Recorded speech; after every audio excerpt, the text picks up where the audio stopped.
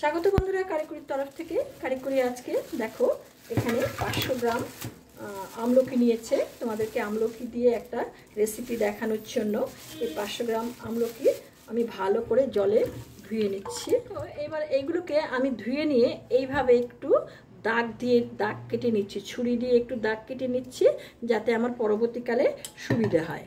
তো প্রত্যেকটাকে আমি ঠিক এইভাবে করে নেব। সবগুলো আমলকিতে আমি দাগ কেটে নিয়েছি। এবার এগুলোকে আমি সিদ্ধ করব। এখানে আমি একটা কড়াতে কিছু জল দিয়েছি। এই জলটা এখানে ফুটবে আর এখানে একটা ঝাঁঝরি চালন এর মধ্যে দিয়ে দিয়েছি। এবার এই যে আমলকিগুলো আমি এর মধ্যে দিয়ে দিলাম। দিয়ে এবার এটাকে এখানে ঢাকা দিয়ে দিচ্ছি। ওই ভেপারে এই আমলকিগুলো সব সিদ্ধ হবে। বন্ধুরা দেখো 25 মিনিট হয়ে গেছে। দেখি এবার আমলকিগুলো খুব সুন্দর সেদ্ধ হয়ে গেছে। আমি এটাকে কেন জলে সেদ্ধ করিনি, যদি এটা জলে সেদ্ধ করতাম তাহলে সেই জলটা তো আর এখানে ব্যবহার করতে পারতাম না। তাই আমলকির যে গুণাগুণটা সেটা জলের সঙ্গে বেরিয়ে যেত। এই কারণে আমি একটা এরকম চালনির মধ্যে দিয়ে জলের ভেপারে এটাকে আমি সেদ্ধ করে নিয়েছি। এগুলো আমি এটাকে এইভাবে ঢেলে নিচ্ছি। এখানে আবার দেখো জলের মধ্যে যদি আরেকটা কথা বলে রাখছি, যে জলের মধ্যে যদি আমি এটাকে সেদ্ধ করি তাহলে জল থেকে বেশ কিছুটা জল আমলকি নিজেও টেনে নেবে, তাতে আমার জিনিসটাকে প্রিজারভেটিভ করতে অসুবিধা হবে। এইভাবে দেখো আমি এর বিচিগুলো সব ছাড়িয়ে নিচ্ছি। দেখো আমি পুরোটা এইভাবে ছাড়িয়ে নিয়েছি। এবার আমি এখানে একটু শুকোতে দেব যাতে জলটা পুরোপুরি শুকিয়ে যায়। আমি এখানে টিস্যু পেপার দিয়ে দিচ্ছি।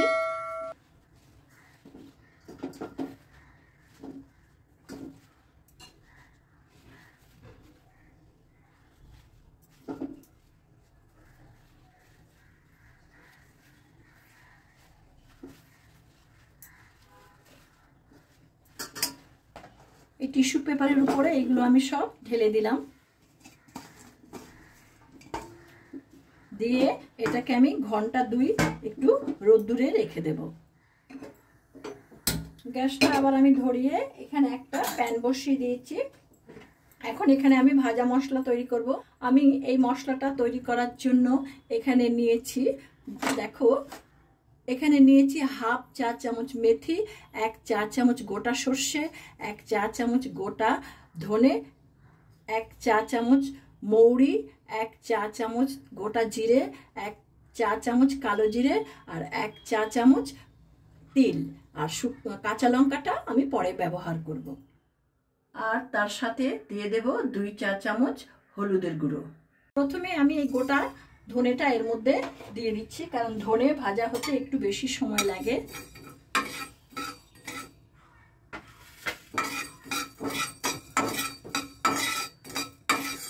তারপরে দিয়ে দিচ্ছি জিরে,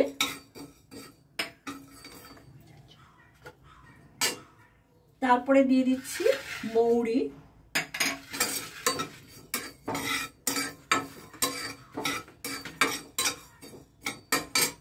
তারপরে দিচ্ছি মেথি,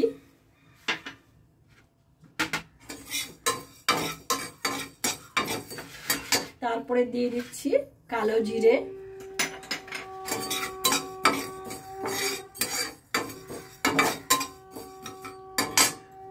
তারপরে দিচ্ছি গোটা সর্ষে,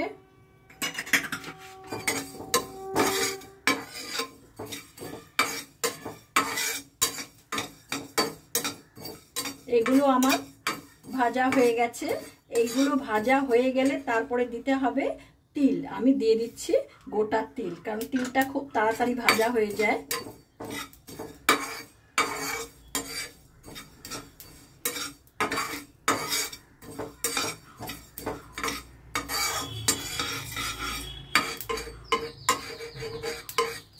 খুব সুন্দর গন্ধ বেরিয়েছে।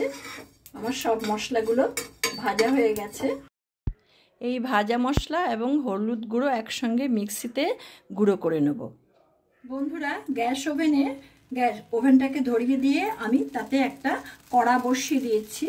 এখানে আমি সর্ষের তেল দেব।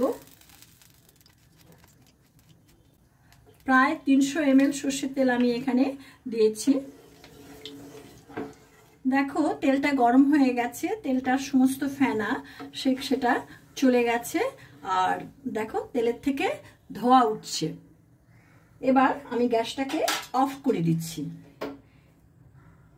গ্যাসটাকে অফ করে দিয়ে এই যে এখানে আমি যে সমস্ত মশলাগুলোর তেলে নিয়েছিলাম তার গুঁড়োটা আমি এই তেলের মধ্যে দিয়ে দিচ্ছি। পুরো গুঁড়োটা আমি এর মধ্যে দিয়ে দিলাম। তার সঙ্গে দিয়ে দিচ্ছি এই কাঁচা লঙ্কা, দিয়ে দিচ্ছি একটু আদা বাটা,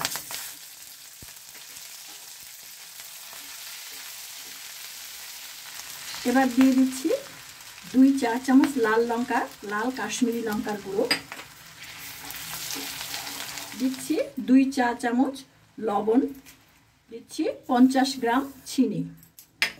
এবার এটাকে আমি ভালো করে নেড়ে নিচ্ছি।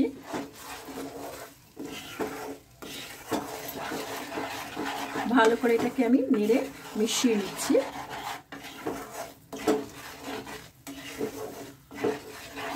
দেখো মশলাটা আমার পুরো তৈরি, খুব সুন্দর হয়েছে মশলাটা। এখন এই যে রোদ্দুর থেকে শুকিয়ে এনেছি এইগুলোকে আমি এর মধ্যে আস্তে আস্তে করে দিয়ে দিচ্ছি। সিদ্ধ আমলকিগুলোকে আমি এর মধ্যে এক এক করে দিয়ে দিচ্ছি। এবার এটাকে ভালো করে মিশিয়ে দিচ্ছি। দেখো এই যে আমলকির যে আচারটা তৈরি হচ্ছে, এটা কিন্তু আমরা অনেক দিন রেখে খেতে পারবো, কেননা এর থেকে পুরো জলটাই আমাদের শুষে নিয়েছে। আমরা পুরো জলটাকেই শুকিয়ে নিয়েছি। দেখো বেশ সুন্দর হয়েছে। এটাকে 3 থেকে 4 মাস তোমরা এইভাবে রেখে খেতে পারবে। আর ফ্রিজে রাখলে তো কোনো কথাই নেই, সেটা অনেক দিন রেখে খাওয়া যাবে। মাঝে মাঝে এটাকে একটু রোদ্দুরে দিলে আরও ভালো হয়।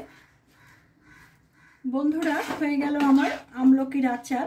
আমি এবার এটাকে একটা পাত্রে ঢেলে নেব। এটাকে ঠান্ডা হলে বয়ামে ঢুকিয়ে দেব।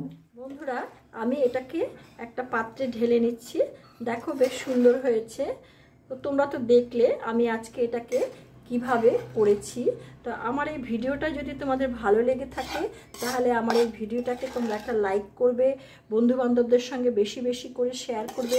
আর যারা আমার এই চ্যানেলটিতে নতুন তাদের কাছে আমার অনুরোধ রইল চ্যানেলটিকে সাবস্ক্রাইব করবার জন্য। চ্যানেলটিকে সাবস্ক্রাইব করে বেল আইকনের অল অপশানটিকে তোমরা প্রেস করবে, তাহলে আমার পরবর্তী সমস্ত নোটিফিকেশনস তোমাদের কাছে সবার আগে চলে যাবে। তোমরা দেখতে থাকো কারিকুরি আগামী দিন তোমাদের জন্য কি নিয়ে আসে। তোমরা ভালো থেকো, সুস্থ থেকো। ধন্যবাদ।